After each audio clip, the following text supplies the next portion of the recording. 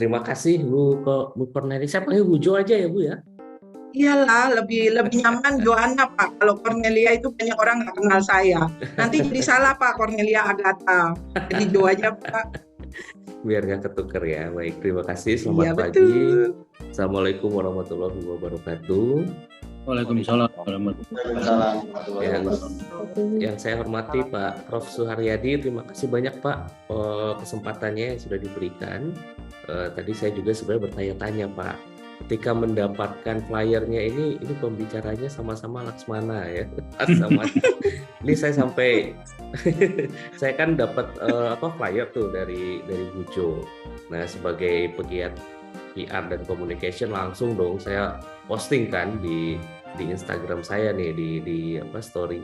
Itu Pak langsung ratusan pada nanya Pak. Wah, baru tahu sekarang kakaknya Pak Ari itu namanya Agung Laksmana katanya.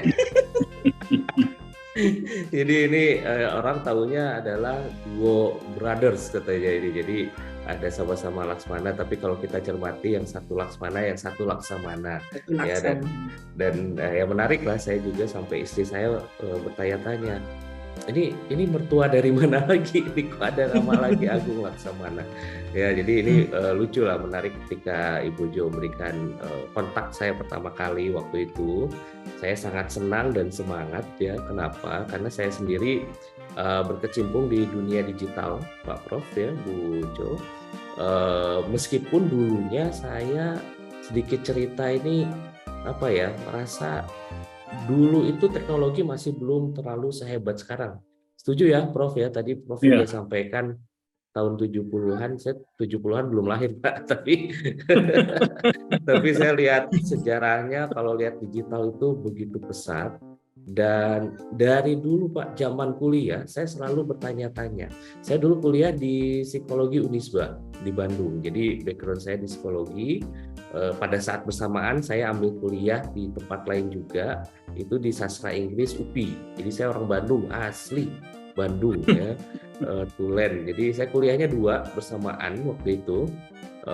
Karena pada zamannya saya mungkin waktu itu begitu banyak, 24 jam itu terasa ya, begitu banyak 24 jam itu bisa dimanfaatkan, sehingga waktu itu saya pikir ini ngapain lagi ya, ini hidup saya ini udah belajar kuliah, kok masih banyak waktu kosong ya. Akhirnya saya ambil kuliah lagi di UPI sastra Inggris, sekaligus penasaran dalam arti zaman dulu tuh ada namanya UMPTN ya, ujian masuk perguruan tinggi negeri. Kalau sekarang apa ya namanya Bu Jo ya, SNM kalau nggak salah, gitu Pak. ya. Itu kurang lebih seperti itu. Saya nggak lulus waktu pertama kali tahun 99, lalu tahun 2000 saya coba lagi dan lulus. Akhirnya sama-sama lah ya. Tapi tantangannya adalah ketika menjalankan kedua kuliah itu, karena bebarengan ya. Zaman dulu belum ada online-onlinean ya, terus hadir tatap muka ya, sampai dosen pun hafal ya, jerawat kita ada berapa itu bisa ketahuan gitu ya. Karena harus tatap muka ya.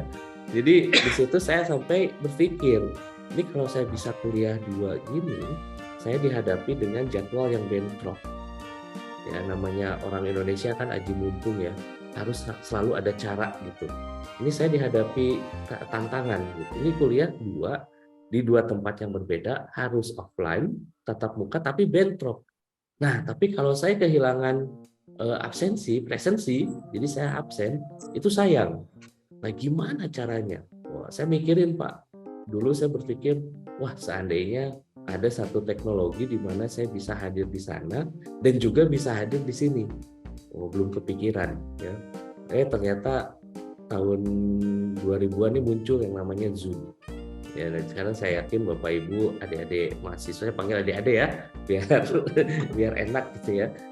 Kalau sudah meeting bisa disambi bahkan sampai 3 ya. Kalau punya gadget 4 pun bisa 4-4-nya itu nyala. Yang satu meeting kantor, yang satu ikut webinar, yang satu ngajar, yang satu meeting yang lain. Itu Zoom. Ya, kita seolah-olah bisa terpecah gitu ya, terpecah menjadi 4 di berbeda tempat.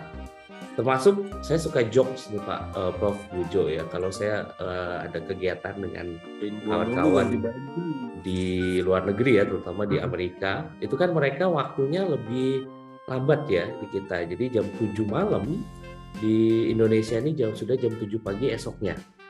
Nah, saya suka bercanda ketika disuruh perkenalan, siapa namanya, Ari Laksmana. Oke, dari mana? Saya dari future, saya bilang gitu ya. I'm coming from the future. So if you watch, kalau Anda pernah nonton Back to the Future, nah saya produk future ya, produk masa depan, karena di sana matahari baru terbenam, di kita sudah terbit. Saya suka kasih jokes seperti itu. Nah, artinya bicara digital, Bapak Ibu dan adik-adik semua, itu sesuatu yang bisa jadi dulu kita pikirkan, kita inginkan, tapi kita nggak punya kapasitasnya, nggak punya kapabilitasnya, hanya keinginan. Sekarang sudah disediakan ada. Dan kedepannya bisa jadi sesuatu yang kita pikirkan itu akan terjadi dengan adanya digital. Nah, ini hati-hati ya. Jadi terkadang kita tidak menyadari bahwa sekarang kita hidup di dunia yang serba digitalized. Ya, termasuk kalau bisa WhatsApp tanpa ngetik itu udah bisa ya. Sekarang udah ada pertanyaan kayak tadi ChatGPT gitu. Saya agak main-main dengan ChatGPT, Prof. Bujo ya. Saya pengen tahu di Universitas Dian Nusantara kata ChatGPT seperti apa, nanti saya share gitu ya. Ternyata menarik ya, ChatGPT bisa memperkenalkan lebih banyak hal daripada apa yang kita kira satu hal saja. Tapi memang masih dalam perdebatan terkait dengan akademis. Nah, kalau boleh izin Bu Jo, saya share screen ya Bu ya. Siap Pak. Tip ya, biar kita sama-sama mulai masuk ke materi. Jadi sedikit saja, sudah terlihat ya Bu ya? Siap, sudah Pak. Sip, sudah ya. Oke, ini sekilas tentang saya. Profesi saya memang seorang coach saat ini. Jadi 15 tahun lebih saya hidup di dunia korporasi, di HR. Apa ya, dari mulai officer dulu ya, masih lulus kuliah, kerja, jadi first entry-nya jadi officer, sampai terakhir itu di head of L&D, Learning and Development, dan HRBP, Human Resource Business Partner. Kenapa saya kerja di situ? Karena memang saya senang berhubungan dengan manusia. Ya, saya senang berhubungan dengan manusia. Tapi gitu ya, semakin sering kita berhubungan dengan manusia, semakin kita bisa melihat permasalahan manusia itu aja. Ya, permasalahan manusia itu aja. Apalagi dalam dunia korporasi, ujung-ujungnya bicara performance evaluation, ya, bicara kinerja, bicara gaji, bicara development, ya, bicara bonus. Itu semua kalau kita tilik-tilik nih Bu ya, masalahnya itu aja gitu. Dan kita coba kasih solusi tanpa menggunakan teknologi, tidak berhasil. Ya, karena prinsipnya manusia punya power of will, ya, ada keinginan. Kalau dia mau maju, maka dia akan maju. Gitu ya. Kalau mau dia berubah, maka dia akan berubah. Sayangnya dengan pekerjaan yang begitu banyak yang dikemas sedemikian rupa dalam dunia korporasi, membuat orang lupa maju itu adalah menjadi sesuatu yang ya udah saya ikut aja nih. Kalau saya diberi kesempatan maju, saya ikut maju, gitu ya. Tapi membuat menjadi tidak proaktif. Ya, padahal ketika kita bicara maju, ingin berkembang, itu harus sebuah tindakan yang proaktif. Nah, karena terjebak dengan sistem seperti itu, saya melihat, jadi kayaknya tiap tahun saya kerja masalahnya ini aja ya, nggak rubah-rubah. Pasti ada cara bagaimana membuat orang lebih proaktif. Pasti ada cara membuat orang, terutama di korporasi, menjadi lebih senang untuk maju dan berkembang. Ya, caranya gimana? Mengurangi pekerjaan. Nah, itu langsung ditentang. Jadi ketika saya sharing ke manajemen, kalau ingin karyawannya itu maju dan berkembang secara proaktif, pekerjaannya dikurangin. Wah, langsung ditentang. Kenapa dikurangin? Kalau dikurangin nanti produktivitas dan lain-lain sebagaimana yang waktu itu kita sebelum pandemik ya, kita bahas di sana tuh menjadi sebuah kontradiktif gitu ya. Nah, dalam pengertian dikurangi adalah bukan mengurangi pekerjaan sehingga dia tidak bekerja, tapi bagaimana pekerjaan yang membuang waktu yang tidak esensial itu bisa diganti atau dibantu oleh hal lain, yaitu teknologi. Ya, zaman dulu saya masih harus kerja tuh ngeprint itu harus ngantri. Ya, print, pokoknya harus berupa printing ya, harus dokumen hard print kalau mau presentasi. Itu udah ngantri lama, printnya juga printernya lama juga ya, sehingga butuh waktu hanya untuk menunggu printing itu jadi. Nah, itu satu contoh di mana banyak waktu kita terbuang hanya karena suatu pekerjaan-pekerjaan yang tidak efektif, ya, bukan pekerjaan inti. Nah, penting kita delegasikan pada teknologi ya. Teknologi seperti apa? Yang ngapain kita print? Sudah ada PDF. Ada teknologi merubah Word menjadi PDF. PDF-nya kita share. Atau sekarang bahkan bisa langsung di review ya dengan Google Docs atau Google Spreadsheet. Jadi tidak perlu lagi kirim-kirim Excel atau Docs, tinggal bikin di Google Spreadsheet. On time, real time, pada saat itu juga orang bisa saling mereview. Nah, karena waktu itu juga ada satu isu bahwa kami tuh kerjanya meeting terus. Di korporasi itu permasalahan gitu, kerjanya meeting terus, Bu Jo, kawan-kawan ya. Sampai satu hari itu 8 jam kerja, 5 jam habis meeting. Sisa 3 jamnya ya untuk bekerja, yang sebenarnya bekerja itu nggak cukup. Alhasil harus pulang lebih dari waktunya. Ya, minta lembur nggak dikasih. Jadi permasalahannya kan seperti itu ya. Akibatnya apa? Ngapain sih harus meeting? Oh, ternyata ketika dilihat pada saat meeting itu tidak efektif. Karena menunggu case, menunggu laporan dibahas satu persatu yang sebenarnya itu bisa dilakukan dengan menggunakan teknologi, datang spreadsheet seperti situ. Nah, disitulah saya muncul ada ketertarikan terhadap digital. Ya, bagaimana sih mencari cara yang lebih efektif, lebih efisien terhadap permasalahan yang kita hadapi ya sebagai manusia. Nah, disitulah saya coba juga memahami bagaimana mengembangkan manusia melalui coaching, profesi coaching. Dan menariknya, profesi coaching itu adalah profesi yang sangat erat dengan yang namanya human interaction. Tapi ini 5 tahun terakhir ini muncul AI coaching, artificial intelligence coaching. Ini juga lagi rame nih di dunia, di industri coaching sendiri. Bagaimana nanti kehadiran teknologi ini bisa apakah akan menggantikan profesi coach atau membantu ya, mengenhance. Ini menarik gitu ya. Ini sedikit tentang saya aja.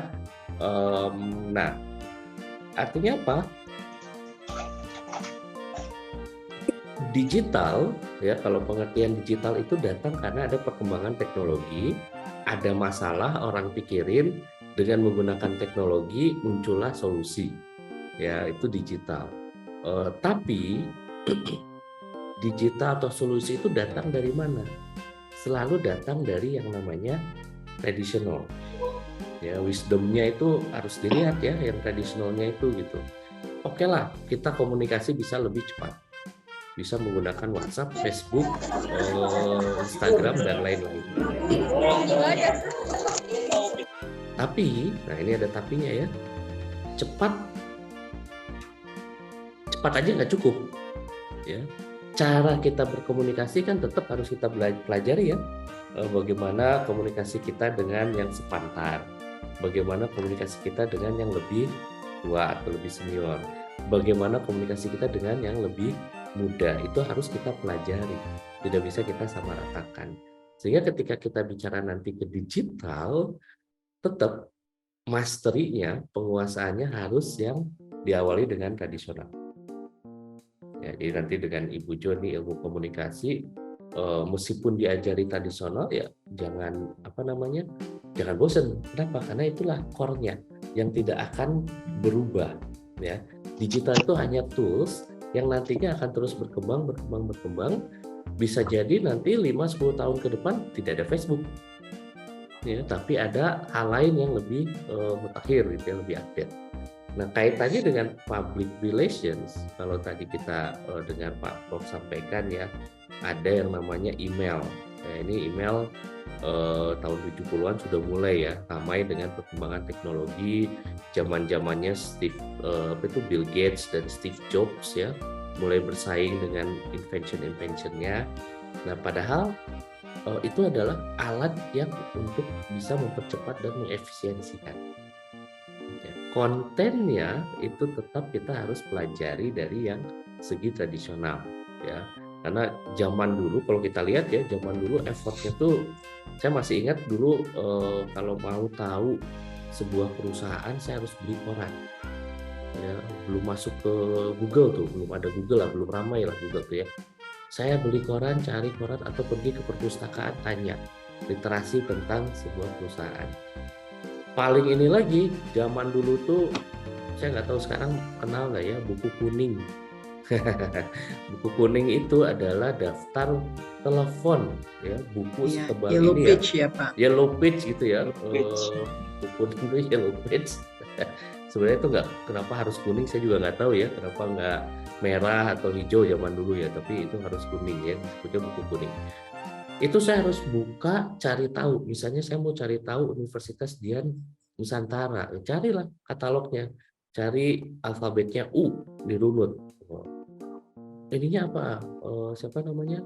Nomor teleponnya. Nomor teleponnya. Terus kita hubungi, kita cari tahu lulusannya siapa aja, kita tanya-tanya seperti apa sih. Itu effortnya begitu panjang, bisa bulanan, akhirnya kita paham. Ya, Universitas Dian Nusantara itu adalah universitas yang seperti ini. Sekarang tinggal googling, selesai ya, semua informasi dapat. Nah, yang menarik adalah dengan kita belajar tradisional, kita bisa tahu, bisa paham challenge-challenge yang ada, permasalahan-permasalahan yang ada. Karena saya tadi sampaikan ya, masalah manusia itu sama, itu aja gitu ya. Sama dalam PR juga, permasalahannya selalu sama. Ya, pada intinya yang saya pahami, public relation itu untuk bagaimana kita bisa memunculkan atau membangun brand kita ya, eksistensi kita di mata publik masyarakat.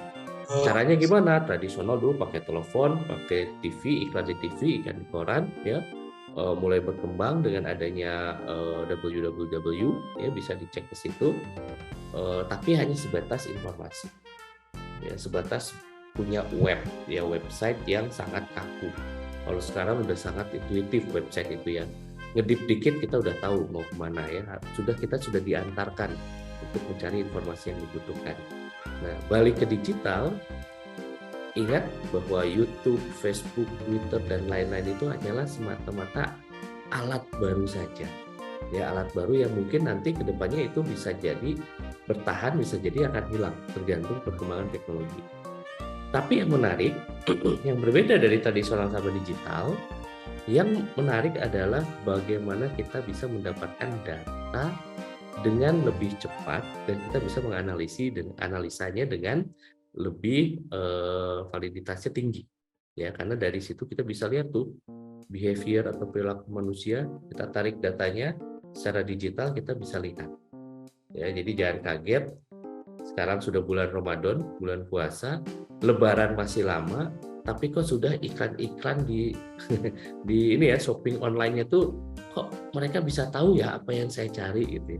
Saya mau cari lipstick, saya mau cari baju, saya mau cari celana, cari sepatu, cari tas, cari barang-barang elektronik tertentu, belum juga kita pikirin mau dicari, di search, itu iklannya sudah datang. Nah, dari mana kok mereka bisa tahu? Algoritmanya sudah melihat bagaimana perilaku kita. Dulu sebelum Ramadan kita sudah coba searching, punya perilaku ya, sehingga apa? Sehingga ketika mulai masuk Ramadan dengan iming-iming diskon atau promo dan lain-lain ya, ujung-ujungnya ongkir kita ambil juga ya, bebas ongkir. Bebas ongkir aja lumayan gitu ya, akhirnya kita beli.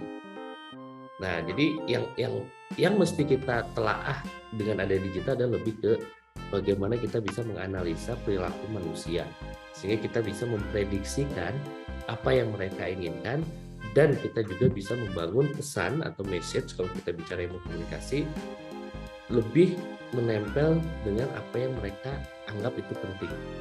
Bukan kita yang anggap itu penting, ya, tapi mereka. Sehingga kita bisa align tuh pesannya, ya. Nah, artinya apa? Ketika kita bicara digital PR, tetap itu adalah traditional PR, ya, tapi dengan menggunakan media online. Dan tujuannya juga apa? Untuk eksistensinya kita itu ada juga di online, ya, presence kehadiran kita secara online pun ada, ya. Tetap harus ada yang measurable-nya. Ya, PR juga ada ukurannya, gitu, ada KPIs-nya, ya, ada goals-nya. Nggak semata-mata kita posting-posting, tapi juga postingan itu dalam konteks measurable itu harus diukur. Untuk mencapai apa saya memposting logo Universitas Dian Nusantara? Ya, jadi tetap ya, ketika kita bicara PR itu selalu ada goals-nya, ya, yang nanti itu akan menentukan pesan apa yang akan dibuat, ya, message apa yang akan design seperti itu, ya. Jadi 3 ya, measurable, online presence yang artinya apa? Dari postingan itu bisa membangun traffic, ya, bisa membangun traffic sehingga itu bisa menarik ke menjadi data ke kita, gitu ya, ke database kita, ya, baik secara organik maupun kalau ada budgetnya ya dengan ads, ya, dengan iklan, ya. Dan terakhir, selain kita raise awareness, ya, kita juga bisa membangun trust, ya, karena apa? Sering muncul, sering ditunjukkan orang, ya, sama seperti online shopping gitu ya. Akhirnya kita ingin membeli barang ke toko itu lagi.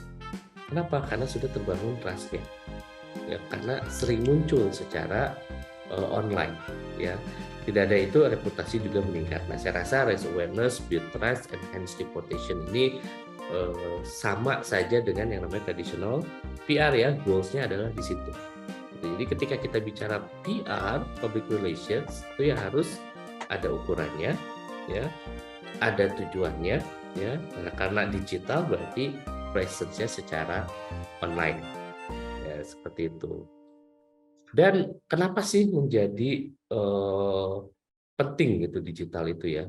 Karena kalau kita lihat data, ya, di Indonesia apalagi nih tahun 2022 ini hampir 80% lah, ya, itu 90% itu pengguna sosial media, ya, terutama di WhatsApp dan Instagram. Coba deh cek, ya.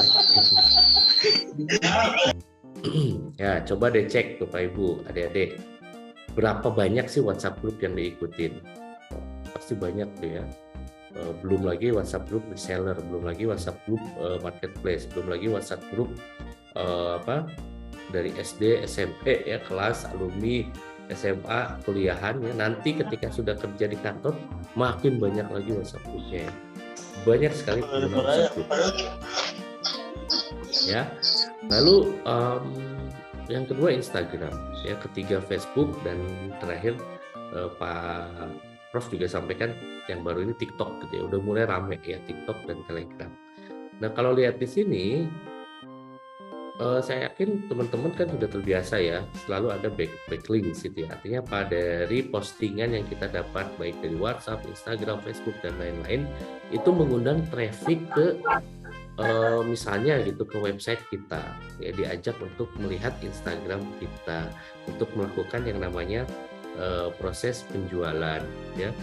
Jadi itu saling kait-mengkait, gitu ya, sehingga ada istilahnya omni channel, ya, berbagai channel itu digunakan, ya. Terutama di Indonesia ini Facebook itu masih yang nomor 1, ya, secara traffic nih, jadi banyak. Jadi kalau mau bisnis online, ya, Facebook masih lebih menarik daripada yang lainnya, gitu ya, daripada Instagram. Nanti caranya gimana, ya, itu di topik yang lain, ya. Jadi penting juga, kenapa? Karena saking ramainya orang-orang hidup sekarang di dunia digital, jadi kita pun ketika kita mau mengkomunikasikan diri kita, gitu ya, membrandingkan diri kita di dunia online, di dunia digital, itu kita tidak bisa pungkiri karena banyak orang sekarang hidup di dunia digital. Nah, kita pun masuk tuh ke dunianya digital itu untuk apa? Untuk kita memperkenalkan diri kita, ya. Karena selain penggunaan media yang makin kencang, ya. Influencer pun makin banyak terlibat di dunia digital. Ya, platform digital PR juga udah makin luas ya. Tidak hanya melalui berita online, tapi ada blog, ada pun sekarang itu podcast. Ya. Namun demikian, ya, dengan kemudahan-kemudahan itu, tetap konten menjadi fokus utama dalam bagaimana kita memberikan konten-konten yang berkualitas. Di situ yang nanti membedakan ini konten PR, apa ini konten yang sebatas ini komersil. Karena beda ya, konten PR dan konten komersilnya agak berbeda gitu. Ngiklan dan nggak ngiklan. Nah ini agak berbeda. Nah itu akan dilihat dari kontennya, kualitas kontennya. Nah sehingga ketika nanti teman-teman lulus ya, lalu bekerja di sebuah perusahaan, itu pasti akan ada satu unit yang namanya marketing, di bawahnya lagi ada namanya PR, dan PR ini ada kebagi dua nih, ada PR strategik dan PR digital. Ya, PR strategik ngapain? PR strategik itu yang melakukan riset isu-isu apa yang lagi tren. Kalau kita harus memperkenalkan diri kita menggunakan bahasa yang seperti apa yang bisa diterima oleh masyarakat ya secara online. Itu yang strategik. Mereka membuat perencanaan PR-nya. Ya, PR digital itu bagaimana mereka mentransfer ya strategi tadi ke konten-konten digital. Nah ini nanti akan ada dua hal itu ya. Jadi penting kok bisa ada dua gitu kan, yang PR ya PR aja gitu ya. Nanti akan terlihat, makanya kita perlu benar-benar menguasai yang traditional PR. Untuk apa? Untuk kita bisa melihat connecting the dot-nya agar bisa munculkan strategi PR gitu ya. Barulah nanti ditambah untuk belajar yang namanya konten-konten digital. Ya, dan banyak perusahaan juga sudah memanfaatkan teknologi untuk apa? Yaitu efektif dan efisien. Efektif tidak perlu ngantri lagi ngeprint dan lain-lain. Efisien biayanya murah. Ya, jadi tidak banyak uang keluar yang sia-sia. Nah inilah kenapa digital PR menjadi sesuatu yang perlu kita perhatikan dan perlu kita kembangkan. Ya, karena perkembangannya sudah sampai ke arah sana ya perkembangannya ya. Jadi kalau ada pertanyaan boleh silakan di share di kolom chat dulu ya, nanti kita bahas sama-sama kemudian. Dan apa yang kita kejar sih dengan digital PR gitu? Apa yang kita kejar? Tentunya kita mengejar yang namanya visibilitas brand ya. Bagaimana kita mencitrakan diri kita sebagai pribadi atau sebagai organisasi ya, bagaimana ini kita tampilkan ke masyarakat melalui media online ya.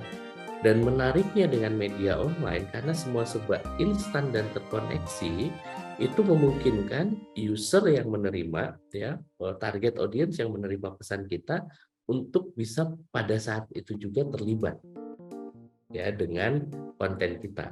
Sehingga kita bisa meningkatkan nih, ini saya bahasa kalimatnya pelanggan ya, karena konteks korporasi biasanya ya PR ini ya pada akhirnya dengan stakeholder pada umumnya pelanggan, customer ya. Dengan cara apa? Dengan cara kan biasa ya suka ada giveaway, dengan kasih kuis-kuis, dan itu menjadi terlibat dengan membuka yang namanya channel untuk kasih input atau feedback ya.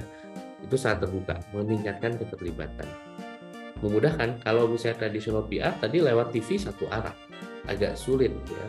Kalau mau ini silakan hubungi nomor telepon di bawah ini. Wah lupa ya, nomor teleponnya nggak ditulis.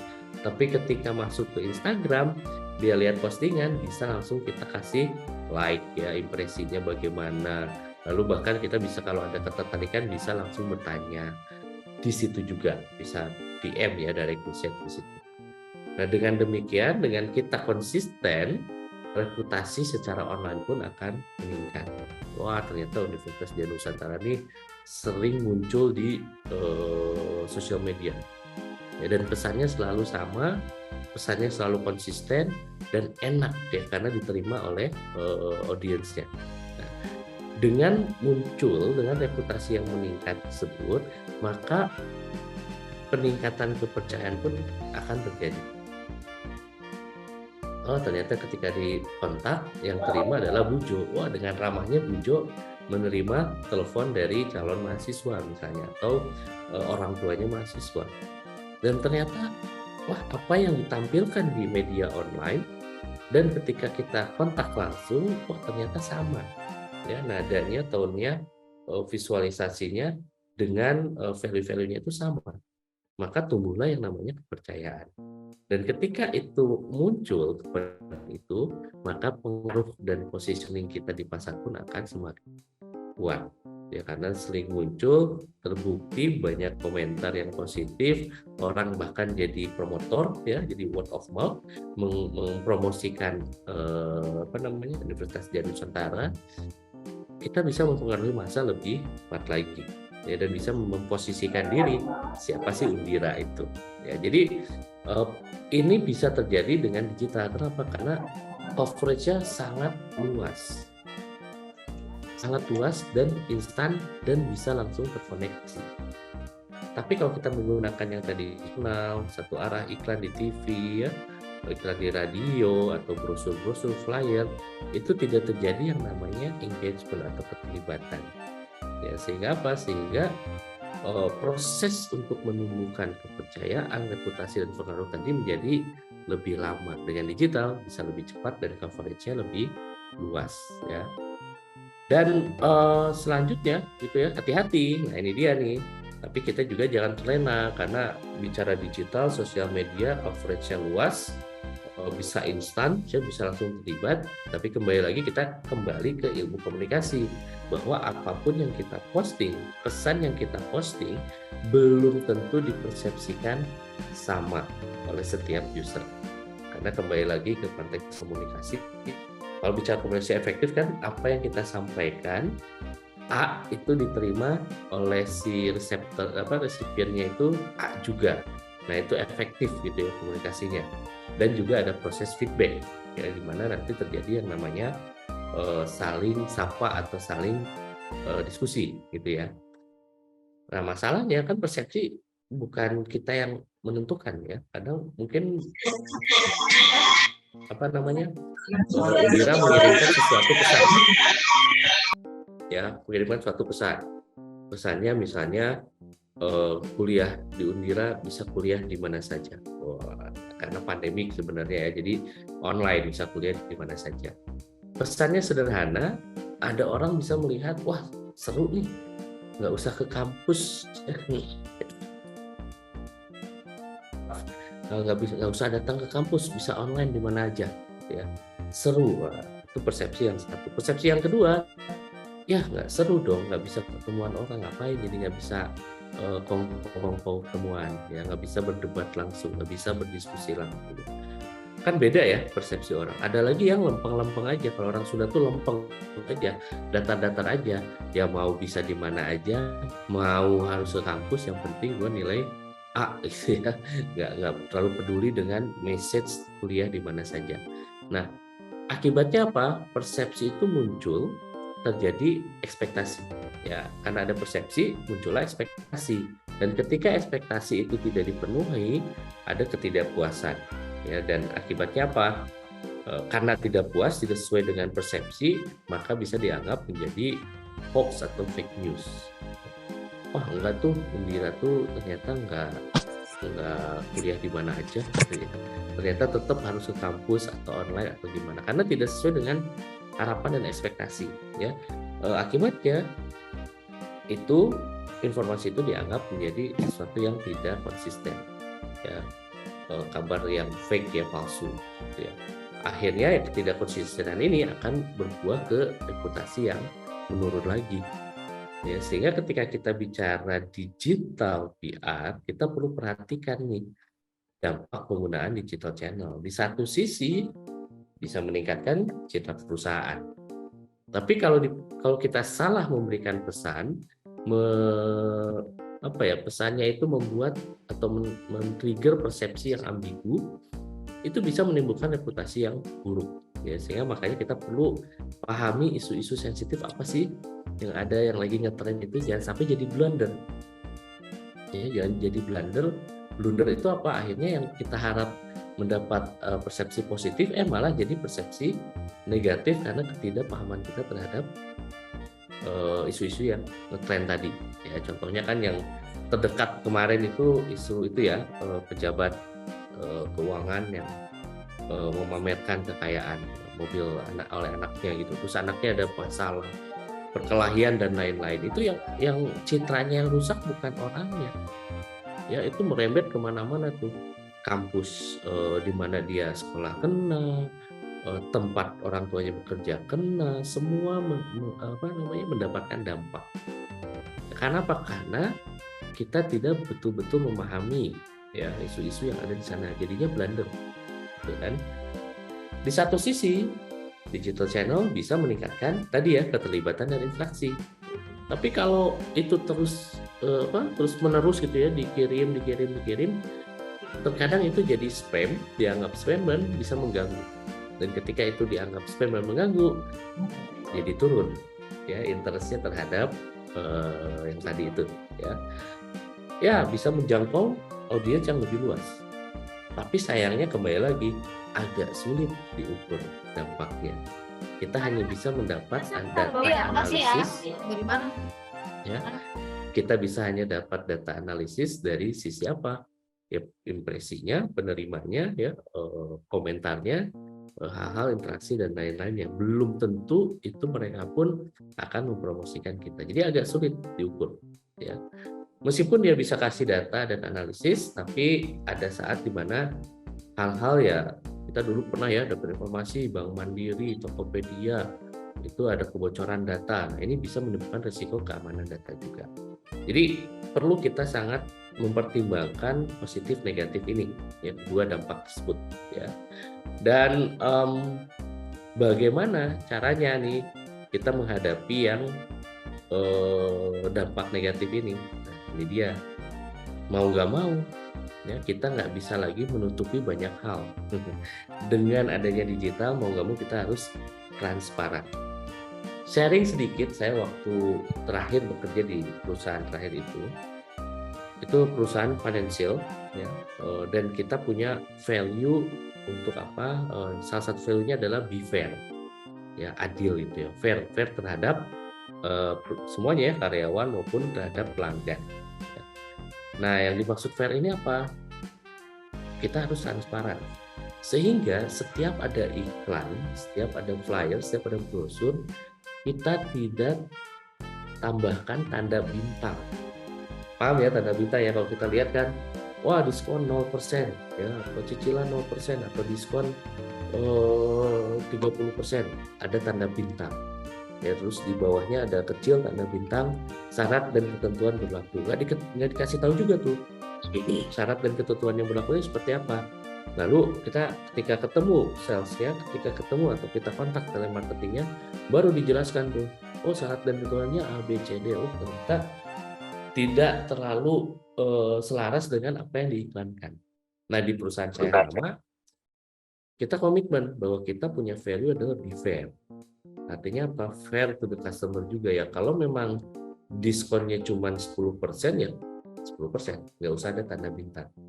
Kalau memang kita nggak kasih diskon, tapi hanya mengurangi biaya administrasi, ya kita sampaikan biaya administrasi.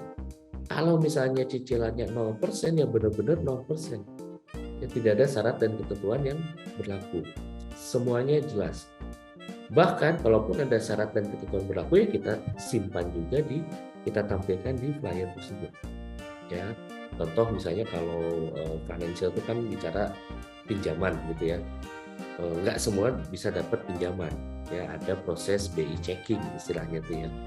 Seberapa sehat kemampuan keuangan kita dalam kaitannya nanti melunasi cicilan tersebut. Nah, kalau nggak lulus BI checking ya nggak bisa, makanya disertakan kalau lulus BI checking. Jadi jelas ya, transparan. Karena kalaupun ditutup-tutupi, ya masyarakat pintar dan teknologi luas ya, jadi bisa aja searching, akan selalu ada jawabannya, akan ketemu gitu ya, yang ditutupi akan muncul juga. Ya, tiba-tiba muncullah cerita ini, komentar dari si A, si B dan lain-lain ya. Jadi komunikasi secara transparan dan sampaikan pesan dengan tepat. Tepat artinya apa? Tepat kita pahami audiensnya siapa, cara komunikasinya bagaimana, dan pesan yang mau disampaikan apa yang bisa dipersepsikan sebaik-baiknya oleh audiens tersebut. Jadi tepat. Ya, kita harus pahami riset pasar. Gunakan bahasa yang mudah dipahami si audiens tersebut. Jangan kasih jargon itu kata-kata yang keren tapi kita nggak paham. Keren banget gitu ya. Istilahnya apa ya? Kayak bahasa-bahasa akademik misalnya ya. Kan keren-keren ya. Mohon maaf nih kalau bahasa akademik buat saya itu keren-keren gitu ya. Tapi kalau untuk masyarakat yang tidak pernah mengenal bahasa itu kan nggak paham ya. Jadi gunakan bahasa yang mudah dipahami oleh audiens. Konsistensi pesan tadi saya sampaikan juga itu perlu dijaga. Dan yang paling penting dalam konteks PR, public relation juga punya target audiens yang harus disasar. Kenapa?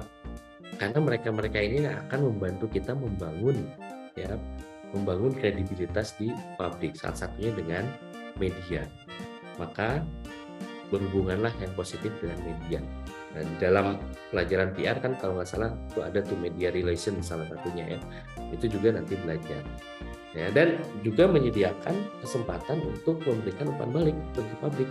Ya, dibuka channelnya. Kalau ada keluhan, kalau ada tanggapan, ada umpan balik, kemana mereka harus sampaikan. Itu kita harus buka. Ya, untuk apa? Untuk menunjukkan bahwa ya kita ini memperhatikan customer. Kita ini perusahaan atau organisasi yang sangat terbuka terhadap siapapun.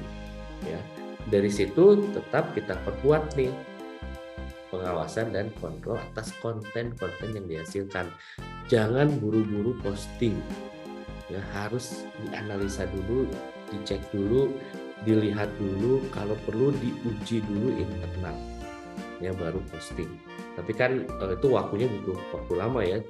Nah, ini yang perlu kita sangat perhatikan. Karena kalau sudah terposting, kita nggak bisa menarik itu dengan mudah. Karena sekali terposting dalam hitungan detik itu sudah bisa menyebar.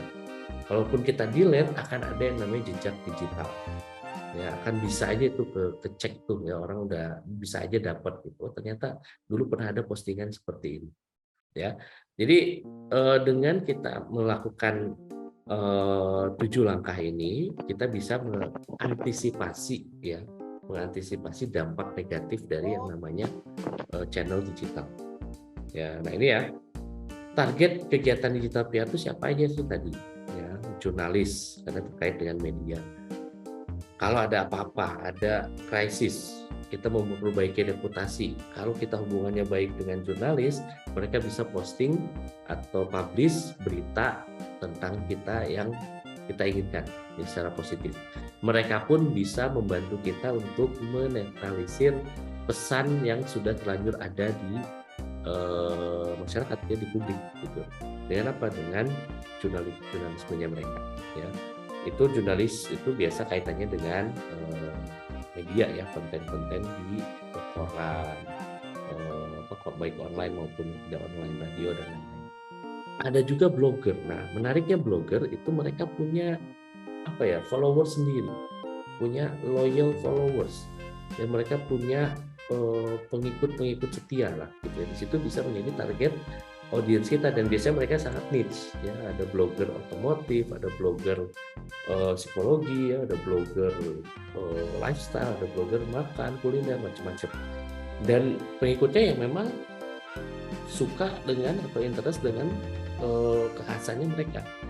Dan itu banyak. Jadi ketika kita punya hubungan baik dengan blogger, mereka bisa bantu kita juga mempromosikan produk atau brand kita ya ke followersnya ya. Dan yang terakhir influencer ya, kita tahu ya ada influencer itu yang mereka yang followersnya banyak, sekali posting itu bisa mempengaruhi orang untuk mau ya mengikuti apa yang si influencer ini gunakan atau lakukan. Jadi 3 target ini ya fokus target ini yang harus kita bangun hubungan yang baik ya, jurnalis, blogger, influencer, dan mereka yang akan membantu kita nanti memperkuat reputasi kita dan positioning kita ya. Dan dalam menggunakan channel digital pun nggak bisa satu posting pakai rame-rame ya. Jadi ada masing-masing channel itu punya apa ya istilahnya kekhasan atau tujuan masing-masing. Jadi ketika misalnya mau posting di Facebook, gimana sih cara yang baik posting di Facebook? Apa yang bisa digunakan di situ? Ya, yang ramai adalah sekarang fungsi Facebook itu membuat yang namanya landing page ya, halaman bisnis ya, bisnis landing page. Di situ bisa berinteraksi dengan pelanggan, bisa langsung ngobrol, bisa langsung komplain dan lain-lain bisa terjadi di situ. Kita bisa kirim iklan, konten, bahkan event-event online di situ. Karena dengan mudah mereka akan apa istilahnya yang ngikut ya, follow gitu ya, follow landing page itu jadi Facebook. Ya itu Facebook. Beda dengan Twitter. Twitter nggak bisa kita terlalu banyak iklan. Mereka itu sifatnya teks ya Twitter itu. Jadi yang bisa kita sampaikan adalah informasi yang terupdate. Ya, itu bisa kita sampaikan di Twitter. Nah, dengan adanya hashtag dan mention itu bisa menjadi pola bagaimana kita berinteraksi langsung dengan audiensnya. Jadi kalau Facebook kita bisa ngiklan, bisa sharing acara online, kalau Twitter lebih ke info-info terupdate dari perusahaan. Masuk mungkin kalau ada produk baru ya kita bisa update juga, tapi bentuknya teks ya. Lain dengan LinkedIn. LinkedIn adalah di situ penuh dengan para profesional. Ya. Di situ penuh dengan para profesional sehingga apa yang bisa kita lakukan di situ upayakan kita untuk memanfaatkan LinkedIn sebagai proses memperluas network. Ya dan sekaligus meningkatkan pengaruh ya influencing kita di profesional situ ya. Instagram bagus untuk membangun merek ya dengan memperkenalkan produk baru. YouTube karena itu sifatnya video itu bisa menjangkau audiens lebih luas dan memperkuat lagi ya brand kita dengan video-video yang kita tampilkan ya. TikTok saya belum masukkan karena masih dalam riset juga nih apakah TikTok adalah alat yang tepat untuk digital PR karena itu sangat singkat ya, short video dan algoritmanya juga agak unik gitu ya. Jadi ini masih dalam penelitian juga apakah tetap menjadi satu alat yang atau channel yang memang tepat untuk melakukan yang namanya digital PR. Tapi yang pasti tergantung pesannya itu ya tergantung dari strateginya kita apa, target audiensnya apa, pesannya yang mau disampaikan apa, itulah kita nanti akan pilih. Apakah akan menggunakan Facebook, Twitter, LinkedIn, dan kalau kita mau menggunakan semuanya, si orang komunikasi ini harus membuat banyak konten yang menyesuaikan dengan digital channel. Begitu ya, dan ini menarik ya, salah satunya juga kalau bicara kehadiran kita di online ya di publik online, di digital, itu dengan mudahnya kita tingkatkan dengan artikel-artikel ya. Agar apa? Agar SEO-nya pun jadi meningkat. Ya contoh nih, saya coba tuh ya ketika saya ketik search Undira di Google nih, ya, langsung ya undira.ac.id ini langsung nomor 1 dan saya lihat ini organik bahkan ya tidak ada iklannya ini, tidak ada sponsor atau ads-nya gitu, langsung muncul. Ini udah bagus nih ya ketika SEO. Artinya apa? Tim PR-nya nih, tim komunikasinya sudah banyak memainkan pesan-pesan melalui Google SEO-nya ini ya, search engine optimization-nya ini ya, baik melalui artikel, blog dan informasi-informasi lainnya ya. Nah yang menarik nih, apakah SEO ini yang dari Google ini akan hadir menjadi solusi orang untuk mencari tahu atau apa ya, untuk ingin tahu hal-hal tertentu tinggal search gitu ya. Ternyata muncul kan yang namanya ChatGPT. Nah ini yang punyanya Elon Musk itu ya. Sehingga digital SEO di masa depan tuh apakah orang hanya akan menggunakan Google ya search gitu ya dengan fitur search-nya, atau mereka akan lebih interaktif bertanya ya ke si ChatGPT ini. Karena kalau Google ini kan kalau search itu lebih apa ya, sifatnya lebih kita gitu ya, kita masukin, klik di search keywordnya, kita klik muncul, lalu kita klik lagi, kita baca, itu kendalinya ada di kita, semuanya harus dilakukan oleh kita. Nah lain dengan ChatGPT, ketika kita ketik itu kata kuncinya, seolah ini terjadi yang namanya percakapan ya, dan dia kita tidak perlu ngeklik untuk mencari tahu lebih banyak lagi. Dia langsung kasih seabrek-abrek informasi yang sekiranya cukup dipahami oleh kita. Ya, nggak terlalu overwhelming juga, nggak terlalu banyak informasinya, tapi juga nggak terlalu sedikit. Dan itu semua diberikan, di feeding, kita diberikan kemudahan lagi, yaitu ChatGPT. Kalau yang sudah pernah coba silakan tuh ya, main-main dicoba. Tapi ingat, Profesor bilang tadi, skripsi dan lain-lain, ChatGPT belum bisa digunakan sebagai referensi. Ya. Nah, termasuk di coaching, ya, di industri coaching tadi saya sampaikan. Beberapa bulan terakhir ini ada satu ya kawan-kawan praktisi coaching di luar negeri yang memang juga interest dengan digital, mereka sedang menguji coba. Apa jadinya kalau si ChatGPT ini melakukan peran sebagai seorang coach? Ya, coaching itu kan itu lebih fokus ke action oriented ya. Misalnya kalau kawan-kawan nih kuliah terus mau skripsi bingung ya, tiba-tiba orientasinya udah berubah-berubah, pengen kerja dan lain-lain, akhirnya bingung nih mau ngapain. Datanglah ke coach itu, tanya, saya lagi bingung nih, kuliah udah tinggal dekat, skripsi belum dikerjain, tapi kok motivasi saya untuk menyelesaikan kuliah agak berkurang. Apa yang terjadi dengan saya? Dengan coaching itu digali. Ya, kita dengan pertanyaan-pertanyaan menggalinya.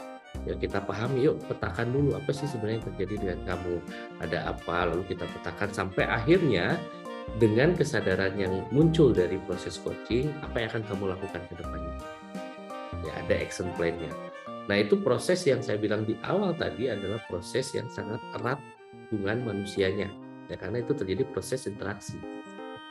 Apa jadinya kalau proses bertanya itu dimainkan atau diperankan oleh si ChatGPT? Nah, ini kita sedang research ke situ ya, banyak penemuan-penemuan yang menarik gitu. Meskipun tidak menggantikan keseluruhannya, tapi bisa menggantikan proses awal ternyata di coaching, mengidentifikasinya, dan mereka bisa memberikan pertanyaan-pertanyaan yang kita seolah-olah nggak ngobrol dengan sebuah AI, tapi kita ngobrol seolah dengan seseorang misalnya yang juga ikut ketik ya. Nah, ini menarik ya di coaching, termasuk nanti juga di dunia pendidikan ini akan menjadi sesuatu yang ramai juga nih kalau memang nanti ujung-ujungnya ChatGPT ini kan sekarang sudah versi 4.0 ya, itu sudah sangat seolah-olah bisa memunculkan empati dan emosi dari AI ini. Ya, contohnya nih ya, ketika saya main-main dengan ChatGPT, nah ini dia ya, ketika saya tanya Undira, kan sama ya, di Google saya klik Undira, langsung muncul undira.ac.id. Nah, coba lihat jawabannya tuh. Undira, maaf, saya tidak menemukan informasi. Ada kata maaf loh gitu ya. Itu kan manusiawi banget ya. Kita aja sebagai manusia nggak pernah bilang maaf ya. Ini ChatGPT bisa gitu ya. Maaf, saya tidak bisa menemukan informasi terkait dengan Undira. Ya, mungkin informasinya bisa lebih spesifik. Apa yang dimaksud dengan Undira? Oke, saya tambahkan undira.ac.id. Apa yang muncul? Muncul tuh. Tapi apakah Undiranya Universitas Dian Nusantara? Ternyata bukan. Ternyata di luar sana ada Universitas Dirgantara Mandala yang entah itu disebut UDM, tapi kok bisa berkoneksi dengan Undira. Nah, ini kenapa tidak bisa dijadikan referensi dalam akademis ya, karena ini agak-agak ngaco nih. Undira ke UDM ya. Ini Surabaya, Jawa Timur. Web resminya undira.ac.id. Nah, ini perlu divalidasi apakah benar atau tidak. Ya, tapi informasi tidak hanya segitu, muncul termasuk sejarahnya, ya, visi misinya, dan juga fasilitas pendukungnya apa. Nah, kalau kita search di Google, kita kan harus klik ya. Tadi itu klik fasilitasnya apa, klik sejarahnya apa. Oh, ini udah langsung dikasih.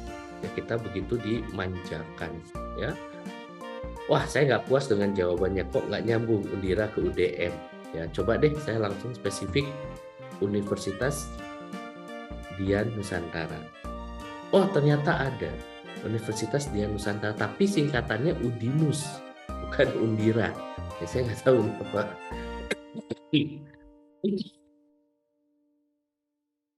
Mohon maaf, apakah ini sama dengan saya dengan Pak Agung gitu ya, sama-sama Laksmana belakangnya gitu ya. Ini sama-sama Universitas Dian Nusantara, yang satu Udinus, satu Undira. ya nanti dikasih penjelasan ya unggulan di bidang teknologi informasi dan komunikasi. Tapi kemudian dia pakai kata Udinus terus ya, Udinus. Saya nggak puas lagi. Terakhir tak kasih yang spesifik ya, Undira, Universitas Dian Nusantara Tanjung Duren Jakarta. Dia minta maaf lagi. Maaf atas kesalahan sebelumnya. Jadi dia menyadari bahwa informasi yang sebelumnya itu salah. Dan akhirnya dia coba perbaiki. Seperti yang informasi dimaksud adalah Universitas Dharma Andalas, lebih ngaco lagi ya. Lokasinya benar Tanjung Duren. Situs resminya undira.ac.id. Nah ini menarik ya, ChatGPT ini ya. Bisa misleading gitu. Tapi kalau kedepannya nih AI-nya kan sekarang udah 4.0. Kalau kedepannya misalnya 5.0, 6.0, semakin banyak data-data yang dia dapatkan dari apapun media itu bisa jadi nanti menjadi sebuah yang valid, gitu ya. Nah, pertanyaan terbesarnya adalah kalau kedepannya orang lebih tertarik dengan ChatGPT dibandingkan dengan SEO, maka kita nih Universitas Dian Nusantara punya PR.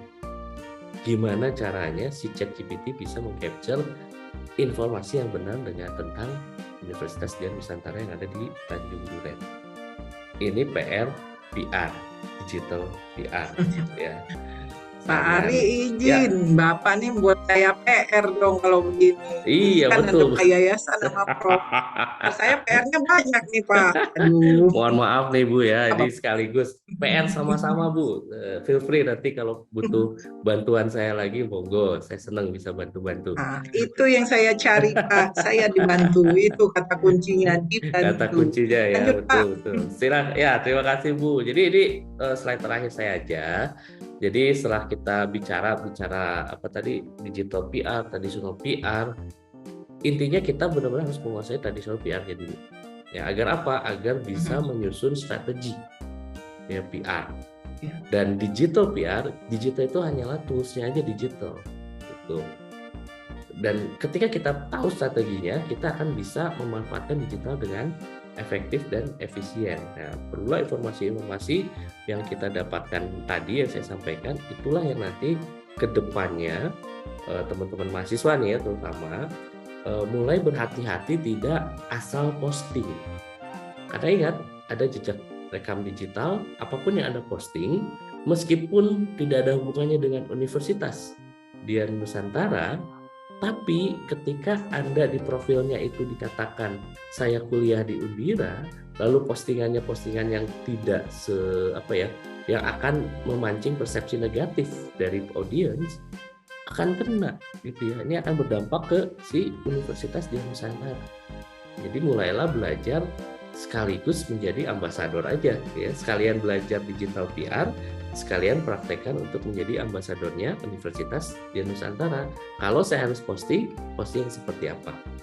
Ya, kalau nanti bekerja di korporasi itu sudah sangat di provide ya adik-adik mahasiswa ya, bahwa nanti ada event-event kita akan diajak untuk ke posting di LinkedIn, dan itu sesuatu yang akhirnya membantu si perusahaan itu naik nih ya, eksistensinya naik, teman-teman followersnya juga naik secara positif dan juga memberikan persepsi positif. Siapa tahu ada perusahaan lain yang melirik Anda. Itu sudah sekarang tuh ini ya, dalam dunia HR nggak cuma CV yang dilihat loh ya, kita lihat juga jejak rekam sosial media teman-teman ya, dilihat nih Facebooknya oke nggak, oke dalam pengertian berita atau informasi yang disampaikan di Facebook seperti apa aja, Instagramnya dan lain-lainnya. Nah nanti kita lihat nih, ini bisa cocok nggak nih culture fit nggak nih dengan perusahaan ini. Jadi mulai dari sekarang yuk hati-hati atau lebih bijak lagi menggunakan sosial media. Jadilah ambasador untuk bisa kita mempiarkan diri dan institusi yang ada kita terlibat ya. So, kesimpulannya ingat, apa objektif dari public relation itu kita harus perhatikan ya, tujuannya apa sih, harus diukur, dan apa yang dicapai dari PR tersebut. Dan dengan digital kita bisa membantu memperluas capaian dengan efisien ya. Perhatikan juga isu-isu sensitif ya, jangan sampai malah itu akan memancing persepsi negatif dan jadi blunder ke kita. Ya, karena biayanya akan lebih mahal untuk memperbaiki reputasi. Ya, dan ingat, siapa sih audiens yang ditargetkan? Pahami, kenali. Apakah milenial, apakah zilenial, apakah dari orang-orang Jakarta Selatan misalnya targetnya, atau Jakarta Utara, itu sudah beda. Ya, karakternya kita harus pahami mereka. Ya, dan pesan apa sih yang mau disampaikan ke mereka? Pesan yang memang buat mereka menarik, bukan buat kita sebagai pengirim pesan. Nah, ini perlu ada riset ya. Gimana bisa sampai ke sana? Kuasai traditional PR agar bisa membangun kompetensi digital PR. Dan ingat, teknologi terus berkembang. Di awal Pak Prof bilang tahun 70-an kita tertinggal, di luar negeri sudah pakai email, kita masih tulis surat pakai pos ya. 80 sampai tahun sekarang saya rasa dengan pandemi ini sudah agak mulai imbang ya, semua negara menggunakan teknologi yang sama. Nah, tapi tetap ada ChatGPT, akan ada perkembangan teknologi berikutnya. Artinya strategi PR pun akan terus berkembang ya. Kenali dengan baik isu-isu terkini, gunakan penguasaan Anda terhadap traditional PR, buat konten PR yang benar-benar efektif dan efisien, bisa memberikan hasil yang terbaik buat institusinya dan juga buat diri kita. Bu Jo, saya rasa seperti itu yang bisa saya sampaikan. Iya, Pak. Mudah-mudahan bisa memberikan gambaran ya kepada teman-teman, terutama dari mahasiswa yang sangat dengan ini ya ingin ngobrol di ini kali ya, di sosial media gitu ya. Nah, ini juga perlu diperhatikan ya. Terima kasih dari saya, Bu. Silahkan teman-teman 820 ini yang mau add saya, follow saya di Facebook maupun Instagram, itu alamat saya. Terima kasih, saya kembalikan ke Bu Jo. Terima kasih, Bu. Oke, terima kasih Pak Ari, luar biasa ya Pak Ari.